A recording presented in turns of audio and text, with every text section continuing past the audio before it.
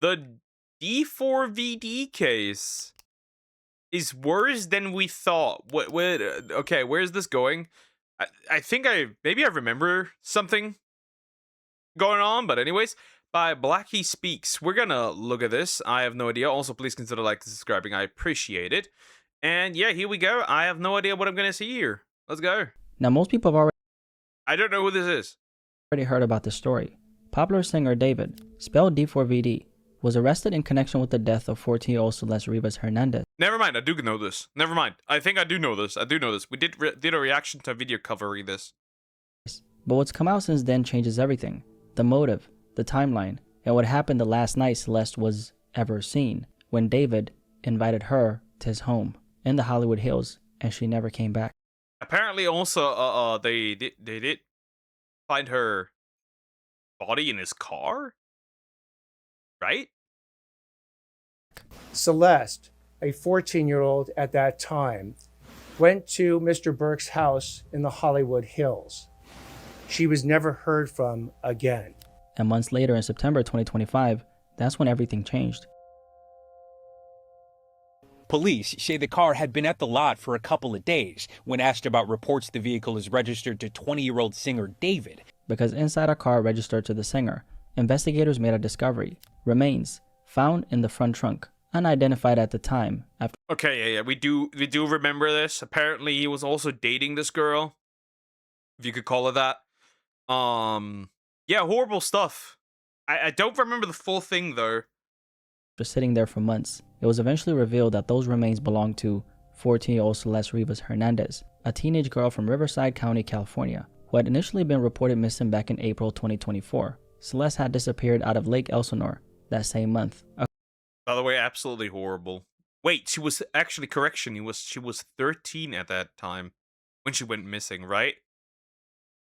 According to authorities, her family searched, put out flyers, shared her photos, asking anyone with information to come forward, hoping their daughter would be found. The family had reported Celeste missing from her hometown of Lake Elsinore, about 70 miles outside of Los Angeles. She was just a 7th grader, and Celeste had run away before, and at one point, she did return home. But after leaving again, this time, she never came back. For months, there were questions, and no answers about her whereabouts. But eventually, in September 2025, they would learn the truth, that Celeste was no longer missing. She had been killed, and as her family was continuing to come to terms with that, things were only just beginning to unfold. Within 48 hours of Celeste being... I wonder where the conclusion came from, because he said he didn't do it. So, but it wasn't his car. So now we have a problem. I wonder how far they even got in this case. Officially identified, investigators made their next move, executing a search warrant overnight at a home in the Hollywood Hills area, where David, D4vd, Burke, had been living. And from that point, the investigation started to unravel. But for the public, very little was known. Details were limited in this case, and questions kept coming up. Until recently, because just recently, David was arrested in connection with the case, which sent shockwaves across social media and raised even more questions. But now, after all this time, the case against David is starting to become a lot clearer. We now know that he's now facing a first-degree murder charge, and now we actually have his mugshot. Let's just take a second and really look at this. Oh, well. I guess he's fucked then. Good. Good. Another one gone. Another piece of shit gone in this case. But yeah, that's not gonna bring the girl back. It's just not enough. It's like crazy, right?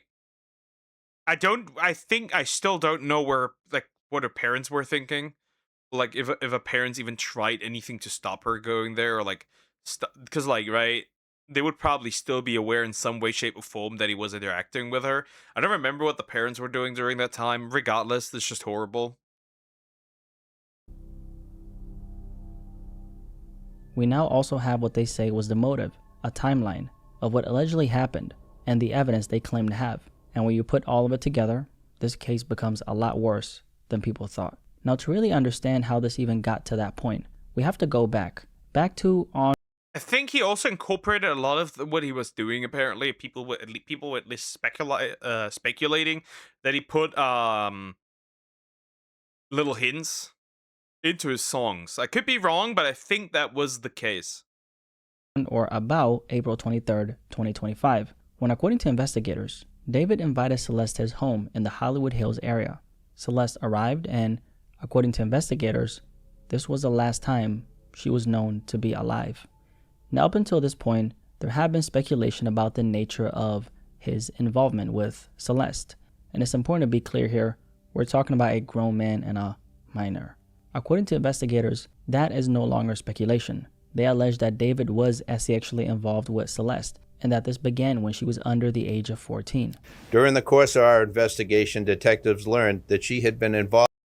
Well, that's kind of not surprising, right? That's kind of not surprising. I'm not shocked in any way, shape, or form, right? I'm not shocked, right? This was clear from the initial time when we covered, when I reacted to this and we covered this, right? That definitely something was going on between those two. Like that's not surprising. In a sexual relationship with Mr. Burke when she was a minor and he was an adult. But it doesn't stop there, because according to the criminal complaint, investigators say Celeste had at one point been living with David, and in their words, he had recurring access to her, which meant this wasn't something distant or limited. This was direct access over a period of time. Now, when it comes to that last night Celeste was alive, this is when they say things took a much darker turn. They allege that at some point after Celeste arrived to David's home, she threatened to expose the relationship between the two, including the fact that it began when she was underage. Where were the I am so curious to hear what the parents were doing, her parents. Because they have to be it's just like weird that a young girl like that, like the parents would allow this unless she like ran away, which is decently likely, right? Because like how would she be living with him?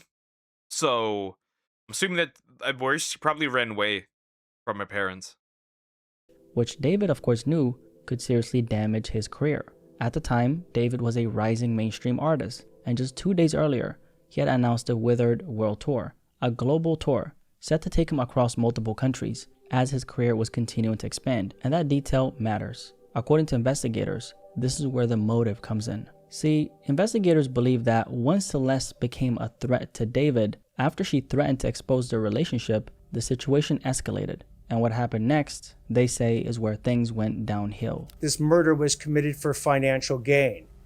As the evidence will show in court, the financial gain was for Mr. Burke to maintain his very lucrative musical career. That makes sense. Yeah, that it was for financial gain because she became a threat. She could have told everyone everything, right? So he needed to remove her in order to not be exposed as a PDF.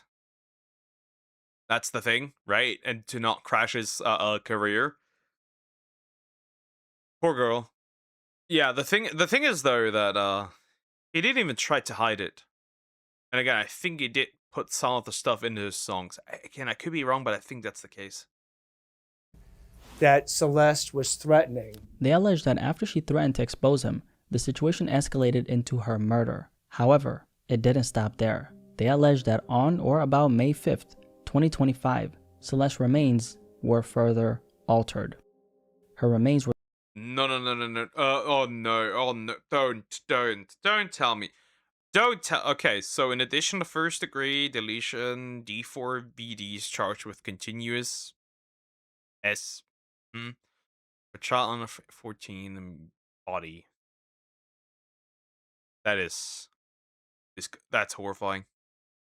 Were later found inside a vehicle connected to David, of course, that we know, where they had been left for months before finally being discovered at an impound lot in September 2025 in Los Angeles. And the evidence they have is what they say connects him to what happened to Celeste. Now, getting into the specifics, this criminal complaint against David also includes special circumstances. And these are very important because they make the case. Special circumstances allegations. So, well, we have the fact that she did go with him, right? We do know that, right? Her remains were in the car. I think it is a pretty clear case because, like, other than that, he must have been framed, and I don't see that happening. He's not that important. Significantly more serious. According to the complaint, one of those is murder for financial gain. Another is the murder of a witness, with Celeste being considered that witness. And the third is what's called lying in wait, which means police believe the act was carried out in a deliberate and concealed manner. The complaint also alleges that David personally used a deadly weapon, described as a sharp instrument, in what happened to Celeste. In other words, they allege a sharp object was used in the killing of Celeste. Now that lying in wait part, that's important to understand, because in legal terms, it's not just about what happened, it's about how it allegedly happened. Lying in wait. So wait, it refers to something like planning in this case, right? Right? That, at least, right? Simply put, lying in wait refers to a type of deletion where someone waits for the victim and then kills them in an ambush style attack. Many states have this type of, okay, first degree. Okay, yeah, that's what I thought, right? It is how do you say this? Already it is premeditated. Basically means someone waits, watches, and then carries out a surprise attack. In other words, it suggests planning and it suggests intent. Now if you try to picture this for a second, Celeste shows up to the home she was invited to by David, not knowing what she's actually walking into. And according to authorities, what happened next was anything but expected. They allege this wasn't random, but something that involved waiting, concealment, and a deliberate act in what happened to Celeste. And legally, that makes the case much more serious, because when or if prosecutors are able to prove something like that, it can elevate the charges and significantly increase the potential consequences. Now, to really understand how this even got to that point, we have Well, regardless, it's gonna be life in prison, hopefully, right? Life in prison. That's what I want to see. to go back to 2023, when this situation, not relationship, situation involving David and Celeste was already developing behind the scenes. At this point, authorities say the two were already sexually involved, while Celeste was still under the age of 14, but the full extent of it is still not entirely clear. What we do know is this. According to the criminal complaint, between September 7th, 2023 and September 7th, 2024, David was reportedly involved with Celeste during that time. And this wasn't a one-time situation. Prosecutors allege that this was ongoing over an extended period of time. It's also during this time that investigators say Celeste had at one point been living under the same roof as David. Now, one thing that's still not entirely clear at the time of me recording this video is how exactly Celeste being considered a witness fits into everything we're talking about right now. Although this is included in the complaint, they haven't. But if you're the victim, how could you be the witness as well? Because, like, how would... Wait, I'm confused. Anyways, I'm also curious in what way, right? Again, I say it all the time, but how can this happen if you have socially responsible, if you have responsible parents, but then again, you don't know if the parents were responsible, but it is very much weird that the parents would allow this. I mean, yeah, the dude has money, so that probably, you know, has something to do with it, but like, fully explained what they're specifically referring to, or exactly what she may have been a witness to. Now, based on what's been alleged so far and what we know so far, you can start to piece everything together yourself in your head, if you get what I mean, right? Especially considering that they've already said she was threatening to expose the relationship. So one can only assume that she was a witness in her own case. You get what I'm saying? But we don't know that yet. So as of right now, that part of the case hasn't been fully laid. But isn't this always the case? If you're a victim of something, you are also the witness? So, like, it's weird to point that specifically out. Or did she see something that she was not supposed to, aside from that? I don't know. Weird. It out publicly. The details of the allegations that have made, particularly with that special circumstance, will be produced in court. Now we're at a point where we know, according to the authorities, that there was an ongoing situation between the two, that Celeste at one point was living under the same roof as David, and that he had direct and recurring access to her. And on that final night, she threatened to expose that. And from there, they allege everything escalated, leading to her murder. Now, one of the biggest questions people have been asking is, why did all this take so long? Why did it take this long for the police to make an arrest? And according to the authorities, a big part of that comes down to the condition of Celeste's remains. Because of how much time had passed between her death and when she was unfortunately discovered in the manner she was discovered, it delayed the medical examiner's ability to determine a clear cause of death. And that Yeah, obviously, right? Because, like, after a while, obviously traces become harder to find, and conclusions are harder to find, and, right? We watch a lot of true crime stuff. It does make sense that it would be difficult to see what's actually going on here. also meant that crucial evidence had either degraded or completely disappeared over time, unfortunately. On top of that, investigators were also dealing with something else, a massive They also didn't find any weapon, like the murder weapon, right? That wasn't found either. They only said it was a pointy object, but like nothing was named, right? There's a lot of things that are pointy.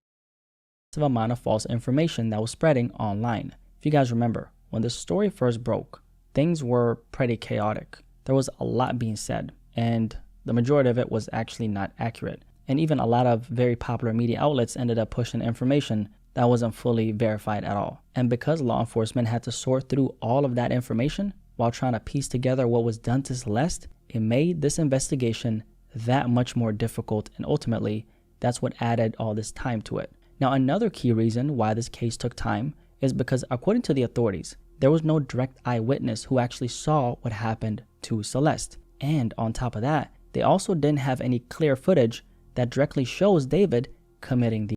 Well, yeah, makes sense, right? I wonder if they probably don't even have any footage showing that these two actually hung around. So that's usually the problem that's what I'm seeing here, right? So the overall issue is that they just didn't have enough for quite some time until they finally did. Now they can jail him, hopefully.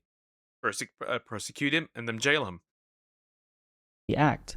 So, what that meant was investigators had to rely on something else, a full and extremely thorough investigation. They went through digital evidence, they went through forensic evidence, and every lead they could find, while also speaking to witnesses. And according to the authorities, not everyone they spoke to was cooperative. So before bringing any charges, they wanted the highest level of confirmation possible based on everything they had collected. And that brings us to another question people have been asking. What makes them so confident that they can actually prove this case? It comes down to the totality of the evidence. They say they have a combination of physical evidence, forensic evidence, and digital evidence that they plan to present in court. In fact, they say the amount of evidence collected totals over. Yeah. In this case, right? In that case, they apparently do have digital evidence. I'm surprised, honestly, that they do have digital evidence. Yeah, I just think that the amount is like, it was in his car. It was in his car. Like, come on. Like, it's unlikely. He made songs about it. Yeah, I'm pretty sure we got the right man.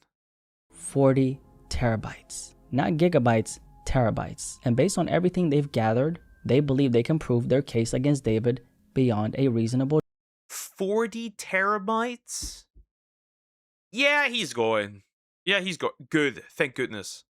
doubt. Now, at the same time, his legal team is pushing to move things forward, requesting a preliminary hearing within the next 10 days. Right now, we don't know exactly what that evidence is or what it looks like in detail. And anyone who tells you that they have that evidence is obviously lying. But that's something we're likely going to learn very soon. What we do know is that based on everything that's been laid out so far, this case is way worse than we thought. And we're only just starting to see what it looks like. Now, with all that being said, I think it's important we stay focused on what actually happened here. A child lost her life. And that's something that shouldn't get lost in all these very grim and dark details or all the noise around his case. Celeste had her whole life ahead of her. You know, it was taken from her, and it was all taken from her in a situation she should have never been in to begin with. And that's not something anyone can put on her, because Celeste was a child, and children aren't capable of understanding the kind of situations they're being placed in. It's just tragic. And it's a reminder of how important it is that we protect children in this world and take situations like this seriously. Rest in peace to Celeste Rivas, and I hope justice is served for what was done to this little girl. So yeah, I hope this dude goes to jail. I also, and there's another thing that I need to say, is that I am in part going to blame the parents. Because where were they? Where were the parents? Not one word was said about those. Right? I'm not gonna blame her. She's a kiddo. She doesn't understand the danger that she was in and the... But I can definitely blame the adults around her for not making sure that this doesn't happen. Because somewhere the adults have some form of control. And I think that, yeah, this poor lady, right, 13, still very young, 14, something like that, right? And yeah, she's never going to get experience life the way she wanted to, because this fuck took her. Anyways, insane.